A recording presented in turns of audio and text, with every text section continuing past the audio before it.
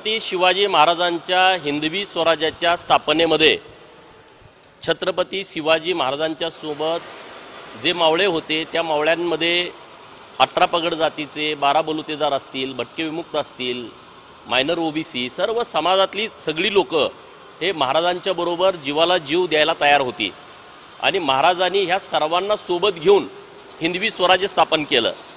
त्यामध्ये धनगर समाजाचाही खूप मोठा महत्त्वाचा वाटा आहे। छत्रपती शिवाजी महाराजांच्या हयातीमध्ये रायगडावरती सर्व तिथल्या कामगिरी ह्या सर्व धनगर समाजावरती असायच्या। आता ह्या सह्याद्रीचा एवढा मोठा अवाढव्य पर्वतरांग आहे आणि या अवाढव्य पर्वतरांगेमध्ये सुईसारख्या छोट्या वाटा शोधायच्या आणि त्या सुईसारख्या वाटा शोधून जिथं कुठं दुश्मन आहे त्याला शोधायचा, त्याच्यावरती हल्ला करायचा, सपासप वार करून त्यांना संपून परत यायचं, परत त्या वाटा मोजवायच्या, परत नव्यानं वाटा निर्माण करायच्या। मेंढ्या राखत असताना शत्रूंची सर्व माहिती घ्यायची आणि ते गुप्तहेरांच्या मार्फत परत महाराजांच्यापर्यंत पाठवायची। असे असंख्य कामं ही मावळ्यांनी केलेली आहेत। आता परवा 9 तारीख झाली, 9 तारखेला शिवराज्याभिषेक दिन होता तिथीनुसार आणि जेव्हा महाराजांचा शिवराज्याभिषेक झाला त्या दिवशी सुवाना देवकाते हे अत्यंत विश्वासू सरदार हे त्या सोहळ्याला तिथं उपस्थित होते। आता महाराजांच्या पश्चात रायगडावरती म्हणजे 1680ला महाराजांचं देहावसन झालं, तिथून 1780, 1880, 1980 आता हे राजकारण हे सुरू झालं। 80 नंतरच्या काळामध्ये जवळपास 300 वर्ष या सर्व जे 24 कुटुंब तिथं आहेत, उकिरडेकर आडनावाचे आहेत, झोरे आहेत, या सर्व लोकांनी तिथं महाराजांच्या समाधीची सेवा केलेली आहे। जेव्हा महात्मा ज्योतिबा फुले तिथं समाधी शोधायला गेले तेव्हा हीच लोक होती, दुसरं कोणी नव्हतं तिथं। हे सगळे तिथं येणाऱ्या जाणाऱ्यांची चौकशी करणं, त्यांची सेवा करणं, त्यांना छत्रपती शिवाजी महाराजांचा इतिहास पूर्णपणे सांगणं।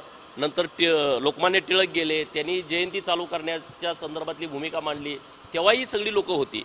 आता मध्ये त्यांच्या होना सापडल्या ज्याची किंमत बाजारी मूल्यानं 17 कोटी रुपये होती, ही सगळी लोकांनी धनगर समाजाच्या लोकांनी आणून सरकार दरबारी जमा केली। म्हणजे इतकं मोठं योगदान या धनगर समाजाचं असताना आता नेमकं कुणाच्या डोळ्यामध्ये ही लोक खुपतायत हे पुरातत्व विभागानं त्यांना नोटीस काढली की तुमची आता घरं इथून काढून टाका।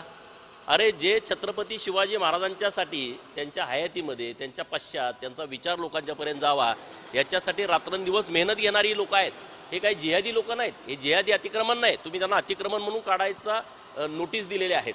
तर मला हेच सांगायचं आहे की आज पण तिथं छत्रपती शिवाजी महाराजांच्या रायगडावरती एवढं मोठं तेज आहे, कुणीही रायगडावरती गेला मेलेला माणूस उठून उभा राहील, इतकी क्षमता, इतकी ताकद, इतकी ऊर्जा ही रायगड किल्ल्यामध्ये आहे।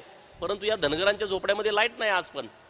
आज तिथं जो रोपवे आहे सगळी लोक त्या रोपवेमधून जातात, परंतु बाळांतीन बायकासुद्धा आपच्या चालत जातात तिथून, रोपवेमध्ये त्यांना जायला परवानगी नाही। हे जे सगळे प्रकरण आहेत मी आज तुमच्या साक्षीनं हे नोटीस फाडून टाकतोय आणि त्या सर्व धनगर समाजाचं संरक्षण करण्याची जबाबदारी कार्यकर्ता म्हणून माझी आहे। राज्याचे मुख्यमंत्री माननीय देवाभाऊंच्या कानावरती ही सगळी गोष्ट मी परवा घातलेली आहे आणि ते व्यवस्थितपणे यातून नक्की मार्ग काढतील। त्या लोकांना पक्की घरं देणं, त्यांच्या घराला पूर्ण वेळ लाईट देणं ह्याची जबाबदारी मी आज घेतोय आणि येत्या 2 ते 3 दिवसामध्ये आम्ही सर्व कार्यकर्ते रायगडावरती या सर्व कुटुंबाची भेट घेण्यासाठी आम्ही रायगडावरती जाणार आहोत।